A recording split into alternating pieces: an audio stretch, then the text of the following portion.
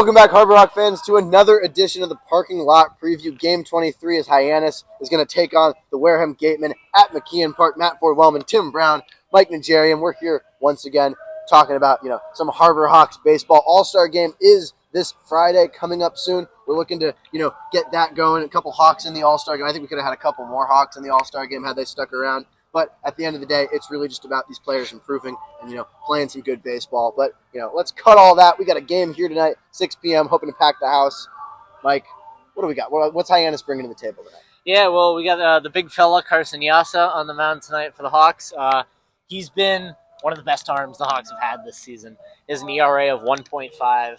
His whip's a little high, 1.33. That's because he has walked a lot of hitters, but he's gotten strikeouts as well. He's gotten hitters out. He's thrown 12 innings, 2 starts, 3 relief appearances. This is going to be start number 3 of the summer for him. His last time out, last Saturday, the 8-8 tie against Orleans. It wasn't his fault that we tied. He only allowed 1 run on 2 hits and 4 innings pitched. Struck out 5 Firebirds hitters. As me and Tim talked about yesterday, Orleans tends to strike out a lot. That's what Carson Yassa struck him out a lot. And the start before that, end of June against YD at their place, 2 2/3 innings, scoreless, 1 hit, 1 walk, struck out 6. And then 3 relief appearances before that. Wareham has seen Yassa before. He pitched a scoreless inning against them on opening day. Just gave up 1 walk. Nothing else happened in that game. But they're going to see him in a bit of a different form this time. He's starting. I think he pitched 4 innings, 1-run ball last time. Mitch Carricker said after that game, if he didn't walk 4 hitters, he was probably going to get the 5th inning. So I think, as long as he doesn't walk 4 hitters, I think it's safe to say he's going to get 5 innings tonight. Now, Mike, I don't want to speculate, but I'm going to speculate. Okay. We've seen a lot of guys go 3 starts, and that's kind of been their last appearance for the Harbor Hawks. Some of these pitchers don't want to exceed a certain count, exceed a certain inning limit. Do you think Yassa is going to be done after tonight, or do you think he'll stick around past the All-Star break?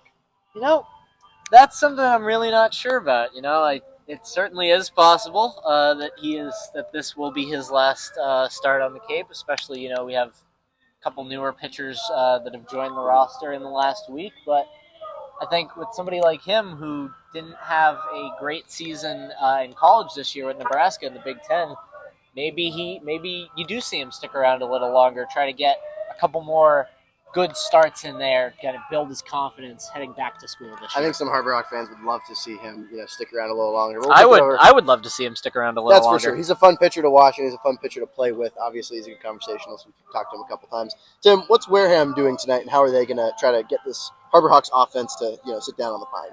Well, the Gatemen have Josh Butler on the mound tonight. He is a right-hander out of Arizona State, an Arizona boy, playing for the Sun Devils. He had 20 relief appearances with an over 4 ERA. Well, that's quite rude. I'm sorry. I was trying to hold that one back for a while. Jeez. As I was saying, continue. 20 relief appearances for the right-hander, and then this season he's had 5 appearances with a sub-2 ERA for the Gatemen. He's only made 1 start and was decently successful in that one. We'll see what he has here against a tough Hyannis team that's really trying to pick up some momentum. When I see that at Butler, he can walk some guys, but his strikeout numbers kind of far and away shadow those hit batters and those walks. And I think that's kind of going to be the story for tonight between the pitchers.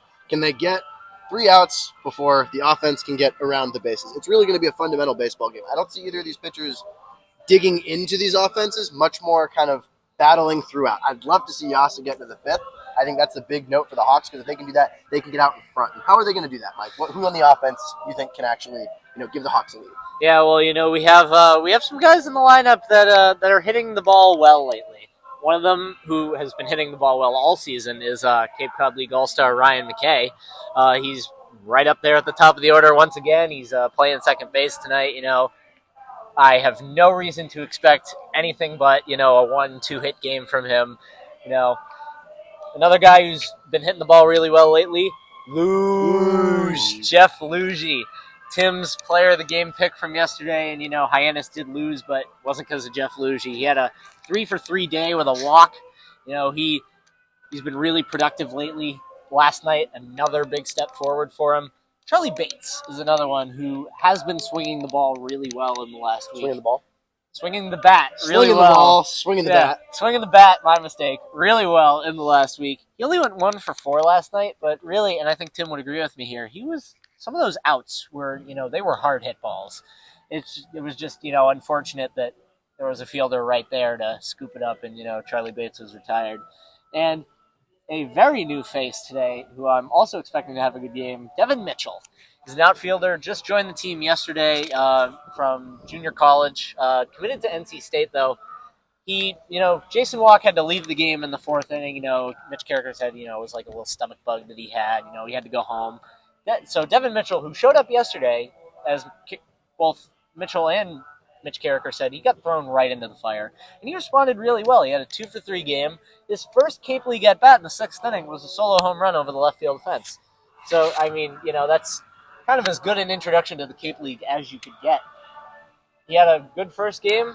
He knew he was going to play today, so I think he's going to have a good second game as well. I can imagine Hyannis is definitely looking to stay out of the 10-10 range. They got their 10th win just, a little bit ago, kind of kicked that last one. They want to get back on that winning streak, get to that 11th win. Tim, what are the Gatemen going to do to, kind of get back on that horse? They want to finish strong coming down this stretch towards the All-Star break. How can they do it?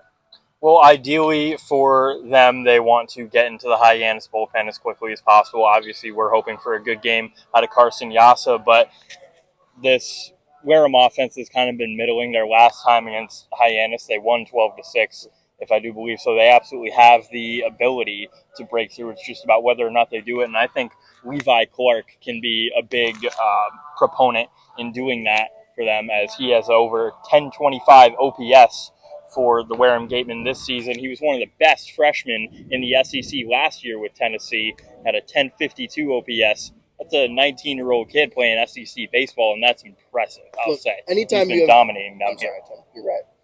Anytime you have a catcher hitting in the 2 spot, I feel like I want to put a star next to his name 100%. I'm flailing all over the place, guys. I'm sorry. Can you just, talk to me about the importance of Wareham keeping in this game? I feel like the Hawks have the tendency to kind of excuse me, fellas, to kind of get ahead, get on some guys. I think the key for Wareham is going to be staying close in this one, especially at McKeon. How can Wareham kind of stay close and stay aggressive in the box against Yassa today? Well, first of all, Matt, we might need to get Devin Mitchell to replace you with your sickness as well. Maybe about. We're definitely struggling here. He would hit a home run on this. I believe he would. Absolutely. That over here. I think he would do great. Otherwise, staying in this game, Hyannis does have an explosive offense that can tend to break away. Their bullpen has absolutely been, less than expected in the later half of this season. As the coach, as the season goes on, these teams kind of wear down and shred off the players that they had originally. It just becomes a much thinner lineup overall. So, for Hyannis, you definitely want to see a big close to the game. For Wareham, you got to get the offense started early, and I think that comes with a lot of discipline against Yassa, who we've known to be a little bit wild at times. He's walked a lot of batters, so that's kind of their key to the game, is taking their free passes when they can get them. All right, fellas, I think it's about time we hit these player of the games, these score predictions. Let's talk about what we think this is going to do. Mike, I'll let you do the honors first. Player of the game. Yeah, player of the game, I mentioned Ryan McKay, Cape League All-Star. He's my pick for player of the game today, Absolutely. Didn't have the best game last night. Did get on base, though, something he always finds a way to do. So, I think he's going to have a good game tonight. I think we're going to see a couple hits, couple RBIs from the newly minted All-Star. He's been kind of a force at the top of the order all year for these guys. Ryan McKay, player of the game, and, opening day, it was a 7-2 win for Hyannis over Wareham. Last time we faced these guys, it was a 12-6 loss. I'm gonna go somewhere in the middle there. In the middle. We're gonna score more than 7 runs, but we're gonna score less than 12. So give me 9 to 5. Okay. Take a page out of Tim's book there. Little Dolly Parton action. 9 to 5 Hyannis victory. Okay, 9 to 5. I can live with that. That's not crazy or nothing. Boy, we really do need somebody coming in for me here. Yeah, we are gonna have to call in Devin Mitchell at this point. I think Devin Mitchell can't keep these score predictions, though. He doesn't have this heat. I think we're going. Hey, Devin Mitchell. Devin Mitchell.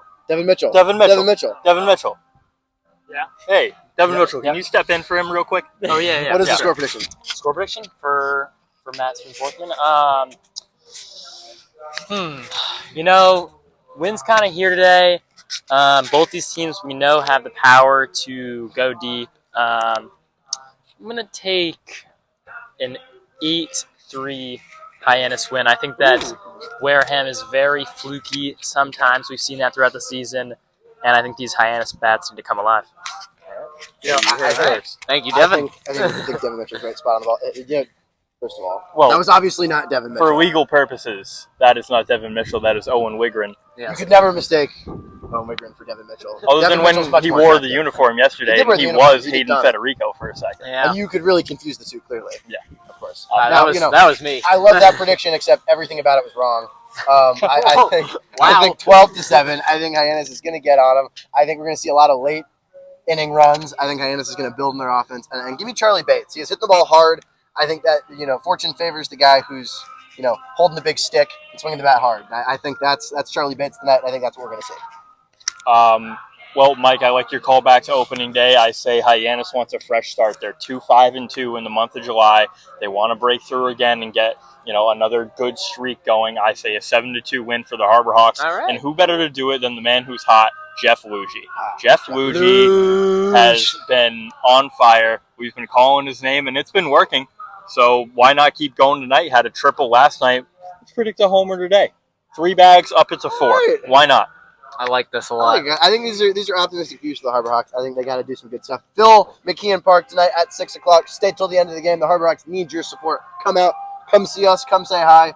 Everybody, we got to be screaming. The big old phrase, guys. What we love to say. What's that, Tim? Go Hawks!